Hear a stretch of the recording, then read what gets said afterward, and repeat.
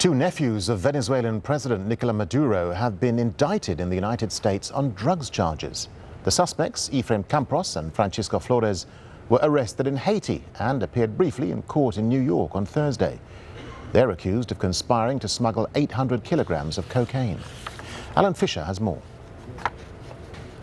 This is the four-page indictment that the men face. In it, they're accused of trying to import 5 kilograms or more of cocaine into the United States. The key words there, or more, because some reports suggest it was as much as 800 kilograms. This is what we're told was a sting operation. That the men were invited to a hotel in Port-au-Prince in Haiti on Tuesday. There they were met by Haitian authorities who handed them over to Drug Enforcement Agency from the United States. The men were put on a private plane and flown to New York on Tuesday night. During that flight, they confirmed that they were nephews of the Venezuelan President Nicolas Maduro.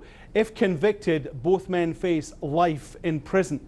Now, there has been no official comment from the Venezuelan mission in the United States. A question was asked at the White House briefing. Josh Earnest, the White House press spokesman, said that he could confirm that 2 men from Venezuela had been arrested, but gave no more details. Nicolas Maduro, no official comment from the presidential palace in Caracas. What we did have was a tweet which reads, "Neither attacks nor imperial ambushes will affect the people of the liberators. We have only one destiny: victory." Now, you remember last year the former head of the Venezuelan intelligence services was arrested in Aruba. He wasn't deported to the United States but went back to Venezuela, and there Nicolas Maduro said that it was a plot to undermine, destabilize and eventually try to overthrow his government. So these arrests will not be welcomed by Caracas, even though, as I say, at the moment we've had no official comment. Okay, I also wanted to ask, following the arrest and extradition yesterday of relatives of Venezuela President Maduro in Haiti,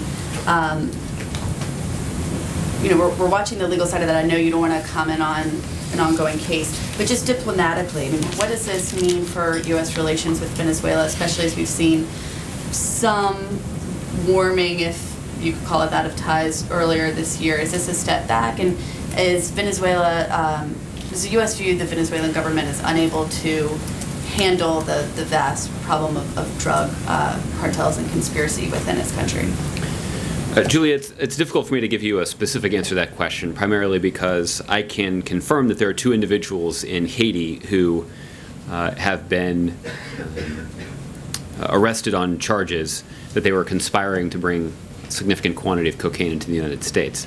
However, I cannot confirm the identity of those individuals.